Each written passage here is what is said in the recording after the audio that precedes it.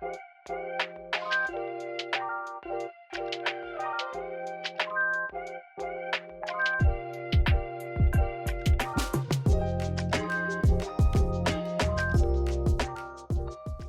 titre de mon message, c'est « Le chemin non désiré ». Qui est-ce qui a envie d'aller sur ce chemin? On n'a pas vraiment envie, hein? Quand on regarde la tête du pont, hein, c'est un peu comme dans les films américains, en fait, vous marchez, il y a la latte en bois qui carre, votre jambe, elle tombe dedans. On n'a pas vraiment envie. Mais ce n'est pas le chemin non désiré d'aller vers la dynamique de l'esprit, non, c'est pas ça. Et vous allez comprendre pourquoi.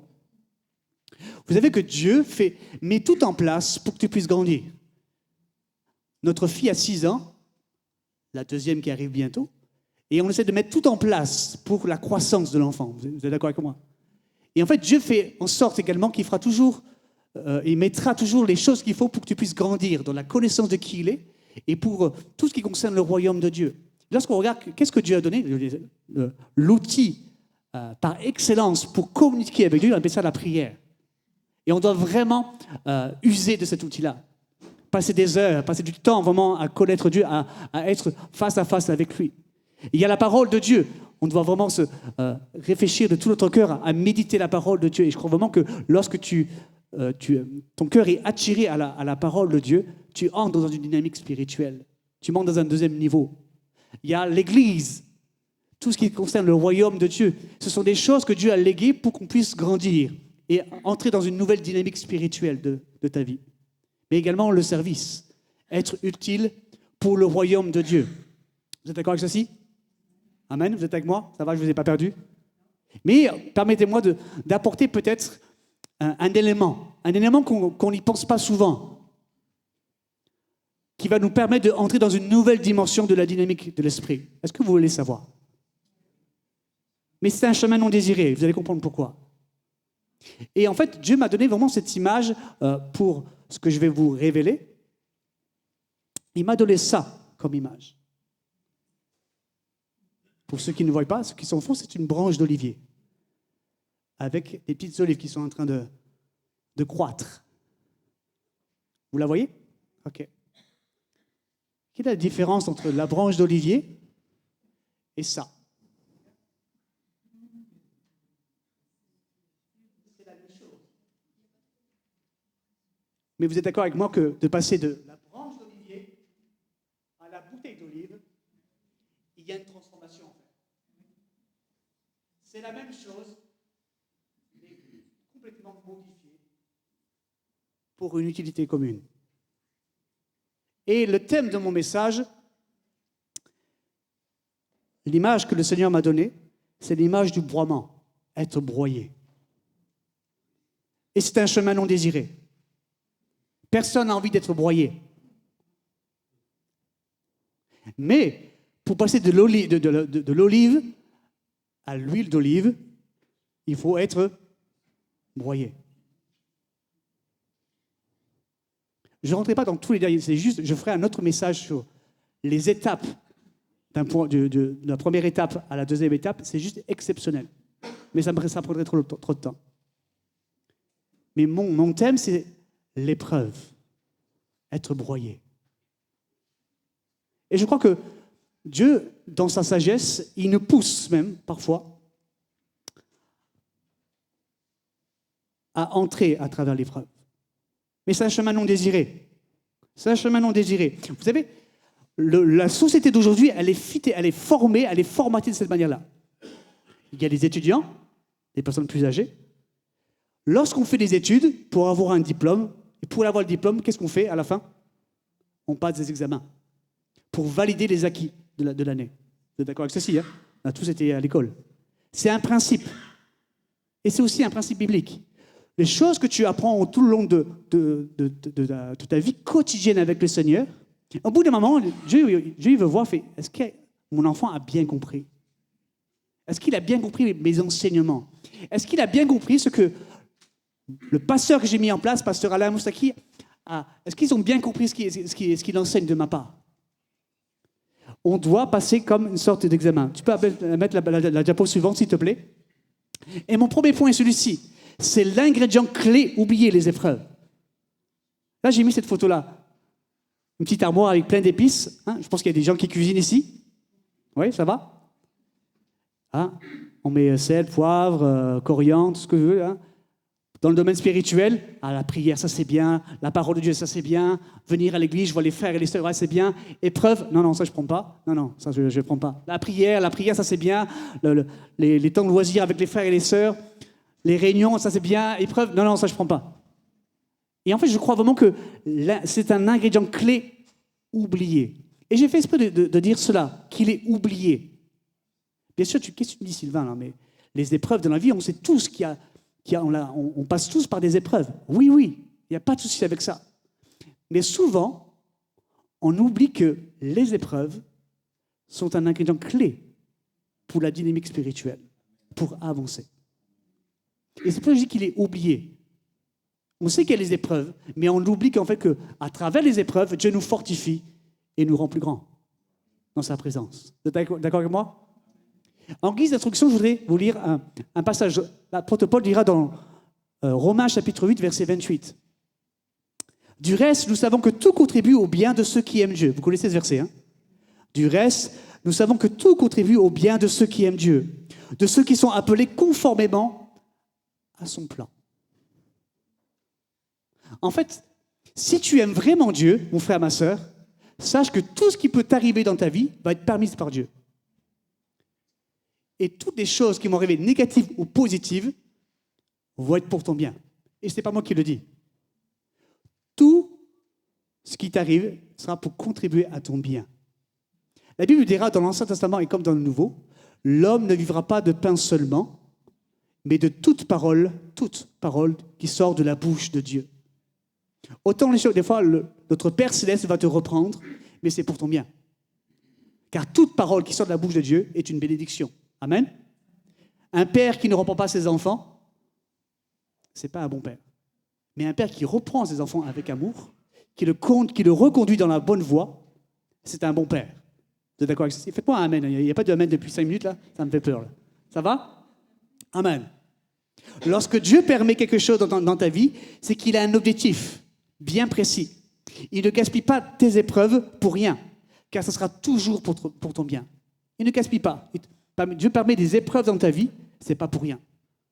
Il est capable, mon Dieu que je connais, il prend une situation négative, il peut en faire ressortir quelque chose de positif. Ça, c'est mon Dieu.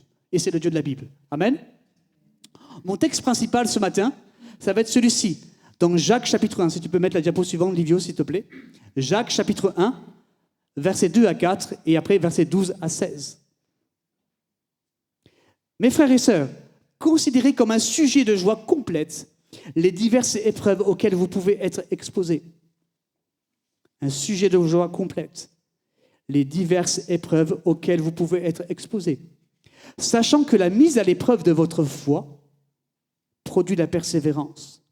Mais il faut que la persévérance accomplisse parfaitement sa tâche, afin que vous soyez parfaitement qualifiés, sans défaut, et qu'il ne vous manque rien.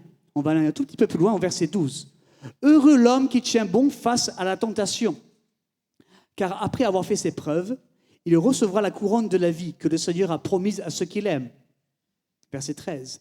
Que personne, lorsqu'il est tenté, ne dise « c'est Dieu qui me tente ». Car Dieu ne peut pas être tenté par le mal et ne tente lui-même personne. Mais chacun est tenté quand il est attiré et entraîné par ses propres désirs.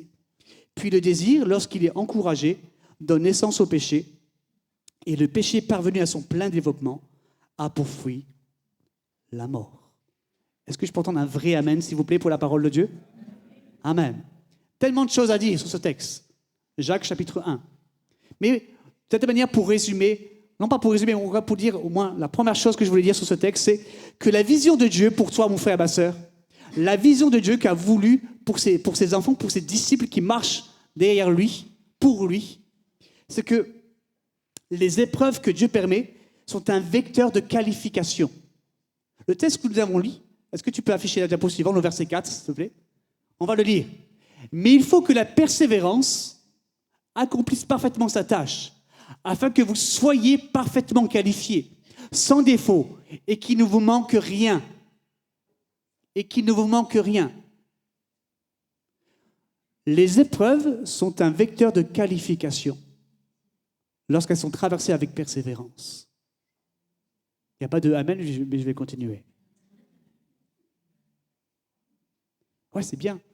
Je lis, je prie, je vais à l'église, je sers Dieu. Allez, et ça, c'est très bien. Et ça va te faire grandir dans une dynamique spirituelle, il n'y a pas de souci. Mais le texte nous fait comprendre, Jacques, il dit, mais il te manque quelque chose, en fait. Tu as une vie spirituelle, tu es stable spirituellement parlant, mais il te manque quelque chose. Tu n'es pas parfaitement qualifié, en fait. Tu es là à l'école, il faut que tu passes l'examen. Tu n'es pas parfaitement qualifié. Il te manque quelque chose. Tu pries, c'est bien, tu cherches ma face, tu jeûnes, tu pries, tu lis ma parole, tu viens à l'église, au groupe de jeunesse, tu sers Dieu de tout ton cœur. C'est très bien. Mais selon Jacques, selon la parole de Dieu, il manque un élément, l'élément clé oublié.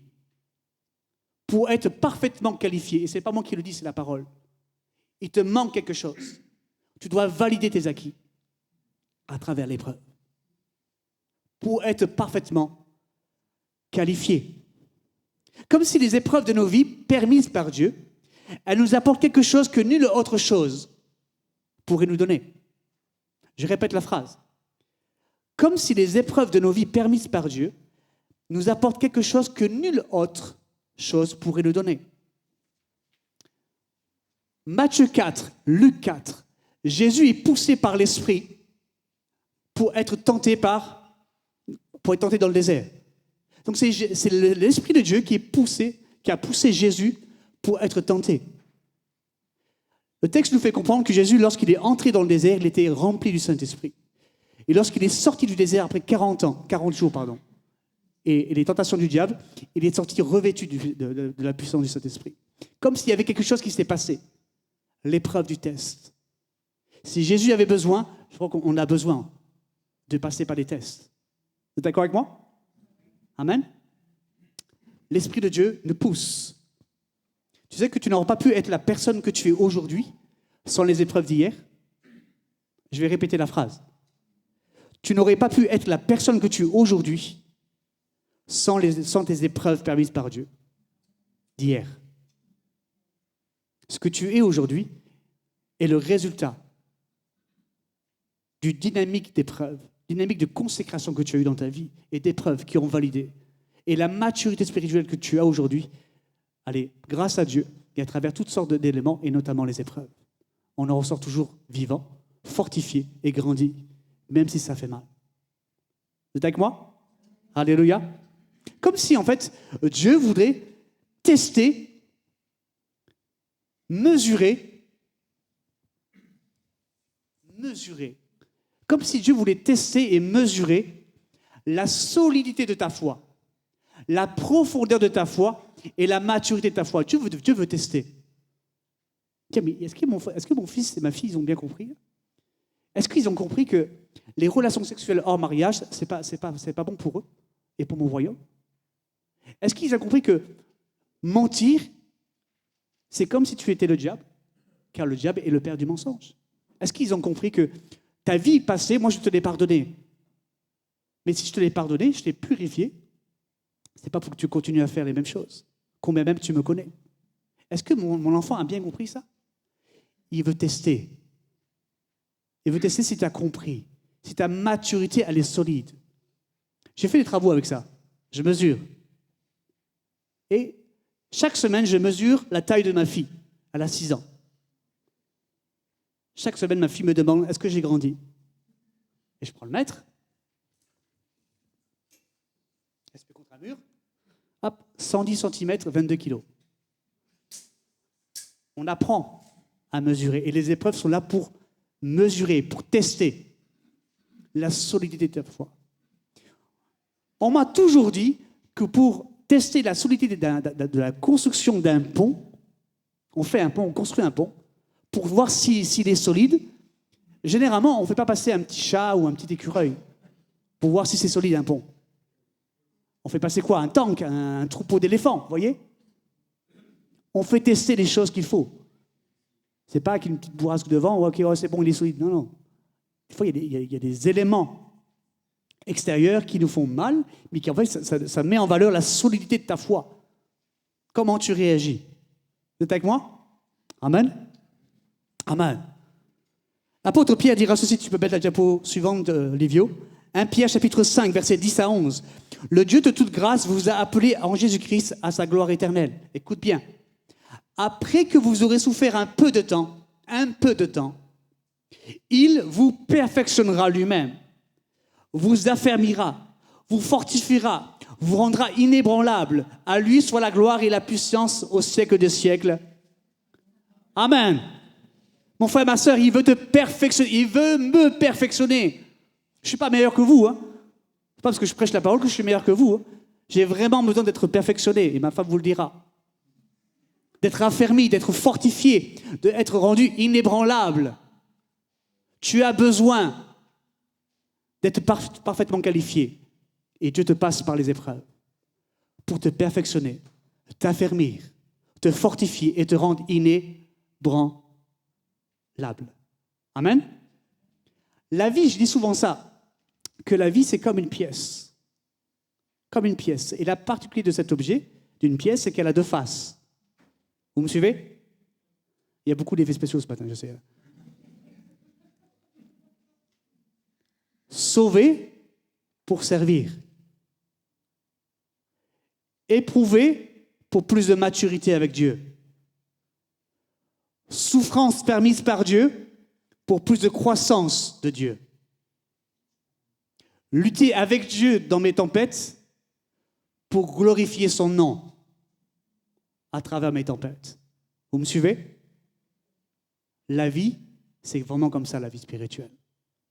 Dieu veut nous perfectionner, nous affermir, nous fortifier et nous rendre inébranlables. Tu peux mettre la diapo suivante, s'il te plaît? Comme si le prix de ta souffrance et tes épreuves va te permettre de rentrer dans une autre dimension. Lorsqu'on voit le psalmiste qui dira ceci, « Sonde-moi, Éternel, éprouve-moi, fais passer au creuset mes reins et mon cœur. » Notez bien ceci, c'est le psalmiste qui parle. Oui, c'est Dieu qui parle à travers la parole de Dieu. Mais là, c'est le psalmiste qui a un désir dans son cœur d'être éprouvé. Il a envie de passer par ce chemin non désiré que je vous ai montré au début. Il dit, éprouve-moi, Seigneur, éprouve-moi. Comme si le psalmiste, il savait qu'il y a quelque chose en plus, je vais grandir à travers, sous le fait d'être éprouvé par Dieu. Je vais grandir. La question que je te pose, est-ce que tu veux être grandi par Dieu? Est-ce que tu veux être perfectionné par Dieu? Il y a un élément clé qui est là, souvent oublié, c'est les épreuves. Vous êtes avec moi? Deuxième texte, Proverbe 17, verset 3. Le creuset pour l'argent et le fourneau pour l'or. Mais celui qui éprouve les cœurs, c'est qui? C'est l'Éternel. Je vais redire le texte. Le creuset est pour l'argent et le fourneau pour l'or. Mais celui qui éprouve les cœurs, c'est l'Éternel. Et là, c'est très intéressant. Le mot hébreu, pour le mot creuser, si tu peux mettre la diapo suivante, s'il te plaît, Livio. La diapo suivante. La diapo suivante. Ok. C'est le mot mitzref, qui vient de la racine saraf, qui veut dire creuser, mettre à l'épreuve, raffiner, épurer. Donc le creuset, c'était une pièce en pierre, très lourde, et dont en fait on pouvait la passer dans le four à très haute température.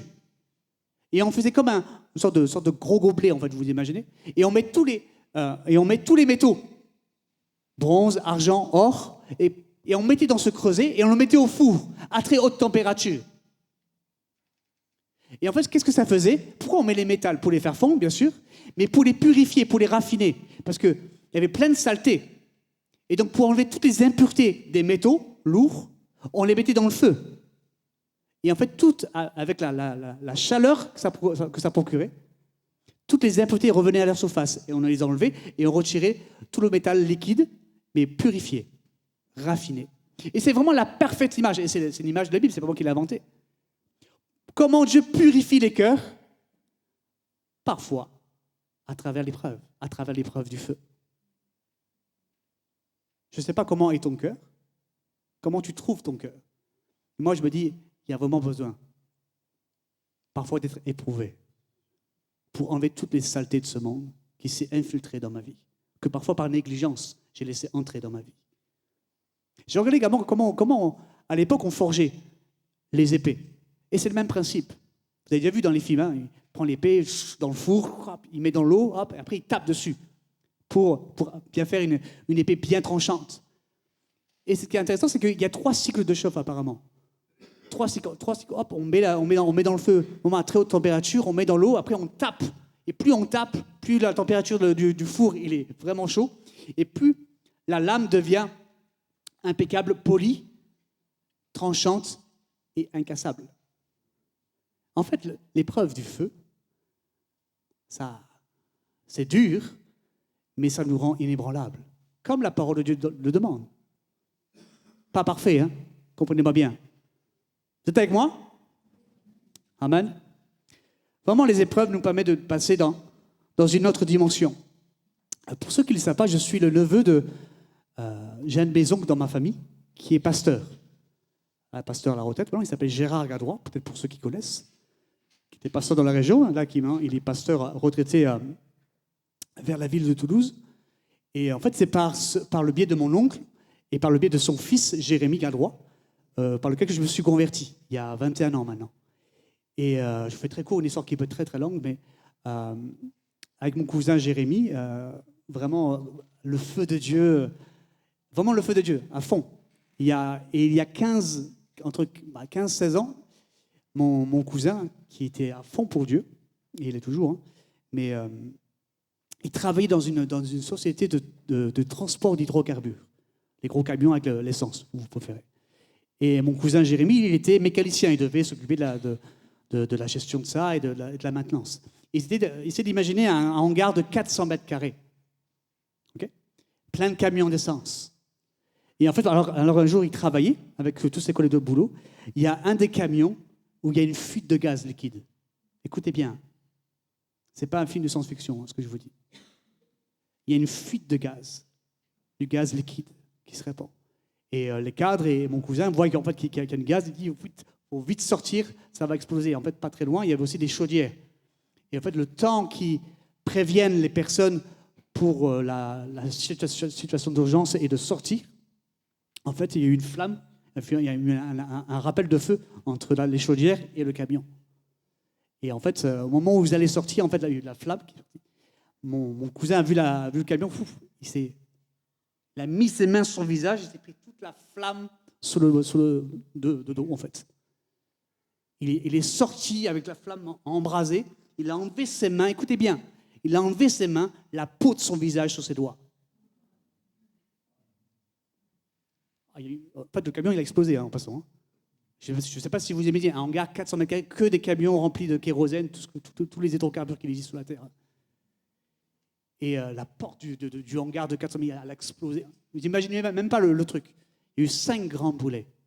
5 grands boulets, dont mon cousin. Lorsqu'ils sont arrivés à sortir, à évacuer tout le monde, ils étaient enflammés, brûlés vifs, mon cousin. Ils lui ont enlevé le t-shirt, la peau de son dos, ça a arraché avec le t-shirt, je ne vous épargne tous les détails. Il m'a montré les photos, je n'ai pas voulu vous les montrer, hein, de peur vous traumatiser. Donc, grosse épreuve. Et ils sont expatriés en hélicoptère dans la ville de Montpellier pour les grands boulets, etc. Et le pire, c'est que sur les 5, c'était le seul chrétien, c'est celui qui a été le plus brûlé. 3 greffes sur tout le bras, l'oreille et le dos. Le dos, le bras et l'oreille. Heureusement qu'il avait mis ses mains. Il n'avait plus de visage. Il avait 25 ans, hein, à cette époque. Et je ne vous ai pas tous les détails, mais 3 greffes, 11 anesthésie générale et 3 mois de convalescence. Vous savez, Dieu éprouve les sentiments qu'on a pour lui. Je ne sais pas si vous réalisez. Dieu éprouve les sentiments. La Bible, elle est résumée, la loi et les prophètes sont résumés dans une seule phrase. Tu aimeras le Seigneur, ton Dieu, de tout ton cœur, ton âme, ta force et ta pensée, et tu aimeras ton prochain comme toi-même. La loi et les prophètes sont résumés en cela. Le verbe aimer, c'est le verbe le plus important, vous savez. Même pas le mot servir, c'est même pas le mot adorer qui est le plus important. C'est le mot aimer, c'est le verbe aimer. Aimer. Et Dieu éprouve, est-ce que tu m'aimes vraiment? Quand ça va bien, quand ça va mal. Pourquoi je vous dis ça? Parce que 3 semaines avant son accident, il venait de se fiancer. Écoutez bien, je sais qu'en plus il y a des jeunes dans la place. Dieu éprouve les sentiments également que tu portes pour construire ta vie. Tu veux te marier? Est-ce que tu l'aimes vraiment et est-ce qu'elle t'aime vraiment? Il y a des choses qui nous échappent. Il y a des choses qui nous échappent. Tu te fiancies, 3 semaines plus tard, ton fiancé est tout défiguré. Et tout brûlé vif. Est-ce que c'était vraiment... Peut-être que Dieu nous parle. Peut-être qu'il dit non, mais c'est pas lui ton mari. Il y a toutes sortes de choses. Et ce qui est vraiment intéressant, parce que moi je connaissais toute l'histoire, hein. Mon cousin c'est comme un frère. Hein.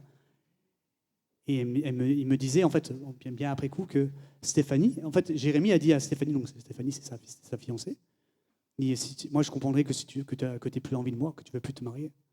Et Stéphanie lui a dit, mais non, je sais que c'est voulu de Dieu. Dieu éprouve les sentiments qu'on a pour lui, et Dieu éprouve également les choses que tu veux construire avec Dieu. Mais tu veux vraiment te marier? L'histoire se finit bien. Elle se finit très très bien. Tu peux mettre la diapo suivante, s'il te plaît?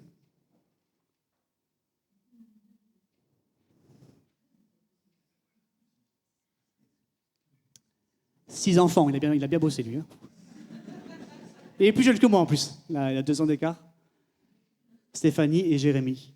Ils sont serviteurs près de Toulouse. Près de Toulouse.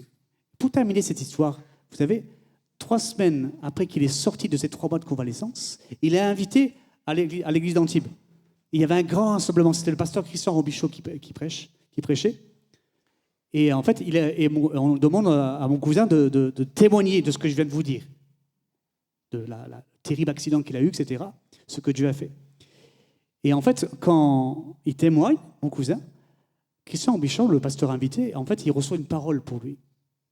Et en coulisses, après la soirée, et en fait, il lui donne une parole à mon cousin, qu'il est appelé au ministère pastoral.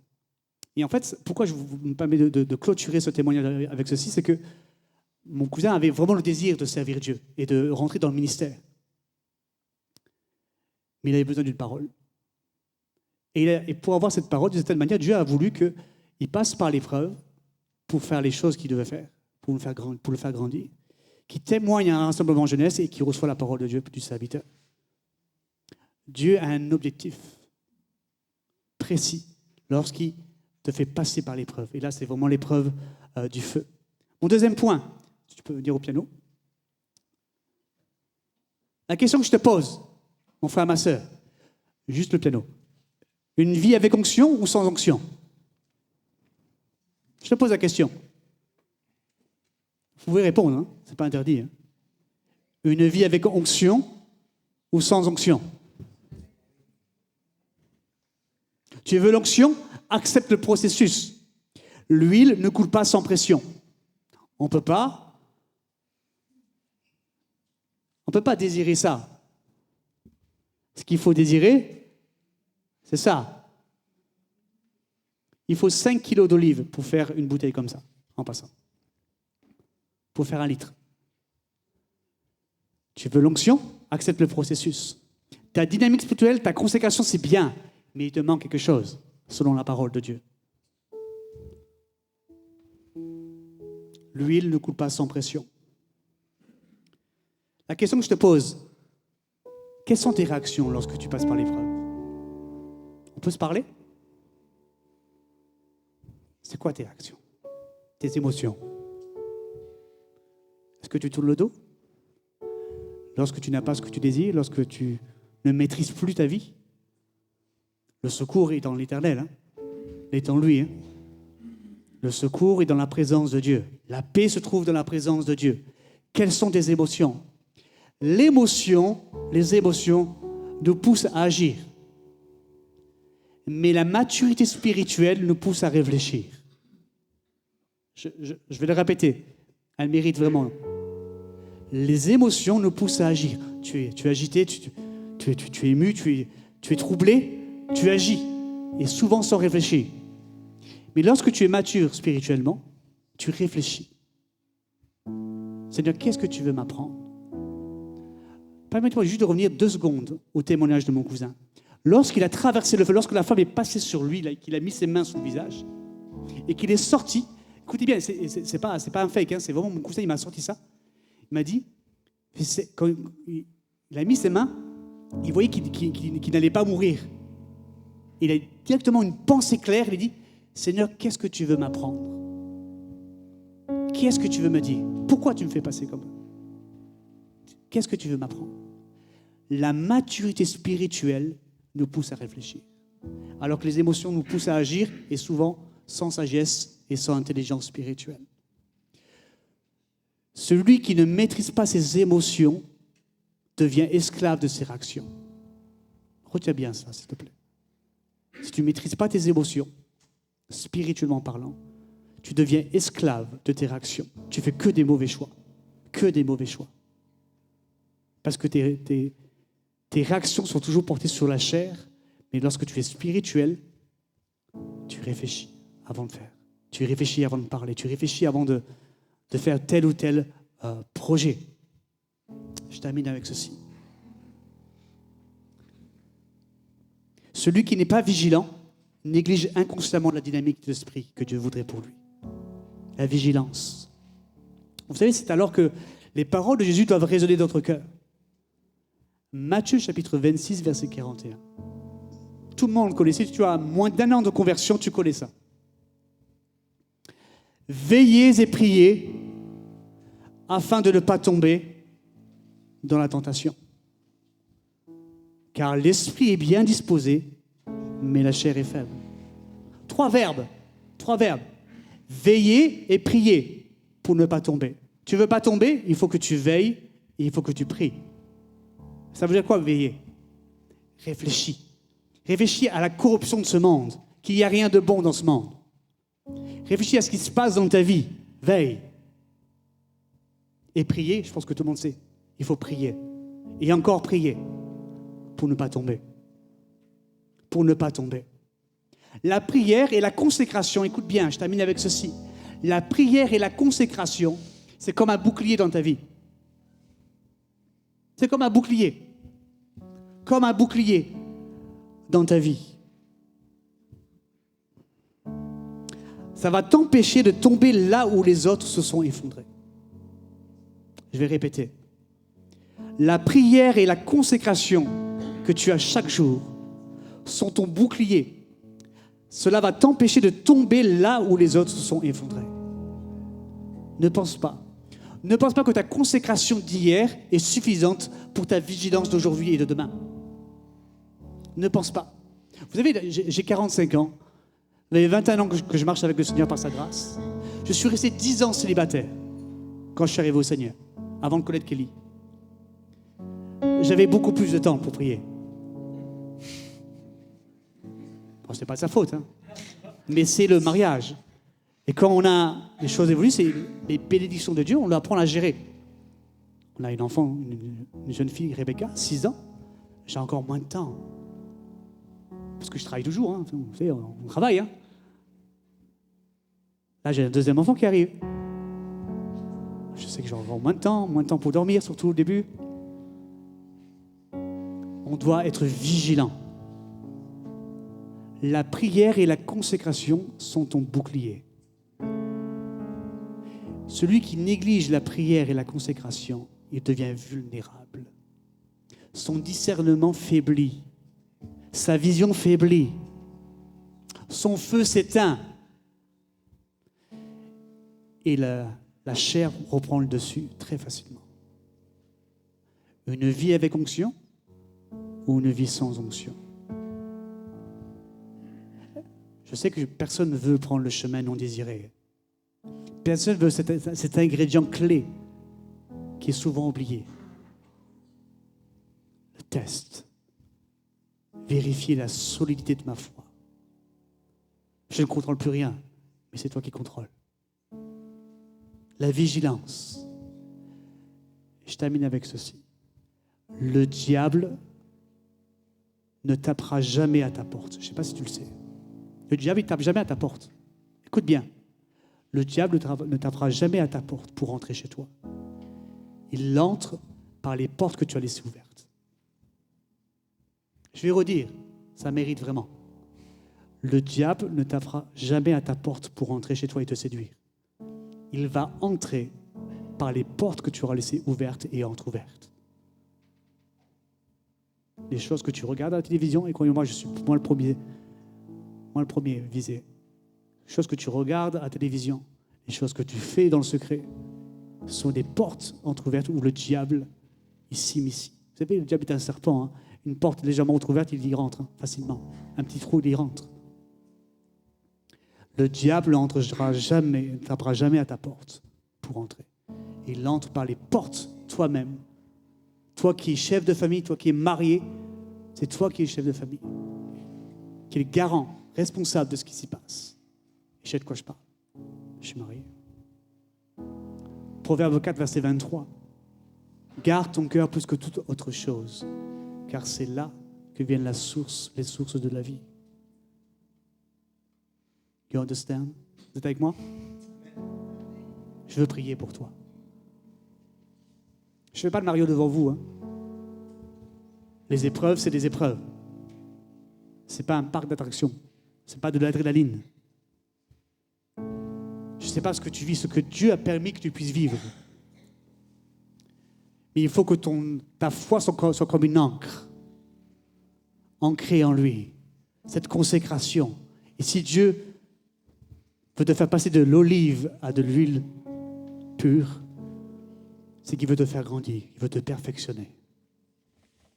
Il veut te perfectionner. Ce message était là pour nous mettre en lumière cette vérité spirituelle, que Dieu permet des choses pour notre bien, pour nous faire grandir en lui. Moi, je voudrais prier pour toi. Je ne sais pas ce que tu vis, mais avec Alain, on va prier. On va prier pour toi, pour que tu puisses être fortifié et que tu puisses traverser l'épreuve que Dieu a permise dans ta vie avec lui. Non pas avec moi, mais avec toute l'Église, on va prier pour toi. Amen. On peut juste fermer les yeux pendant que Kelly va nous transporter dans un chant d'adoration, un chant de louange, un chant de proclamation. Je voudrais prier pour toi, mon frère, ma sœur. Si tu as envie d'être fortifié ce matin à travers l'écoute de ce message, si tu veux qu'on prie ce matin pour toi, viens devant. Viens devant. On va prier pour toi. Et je crois vraiment que Dieu va te fortifier. Car la Bible dit que lorsqu'un malheureux crie, l'Éternel entend et le délivre de toutes ses angoisses. Que le secours me vient de l'Éternel. Alléluia. Le secours ne vient pas des pasteurs. Le secours ne vient pas de qui que ce soit. Mais il vient de Dieu. Alléluia. C'est lui qui va te fortifier. C'est lui qui va te rendre sage, intelligent spirituellement. C'est lui qui va donner une vigilance accrue.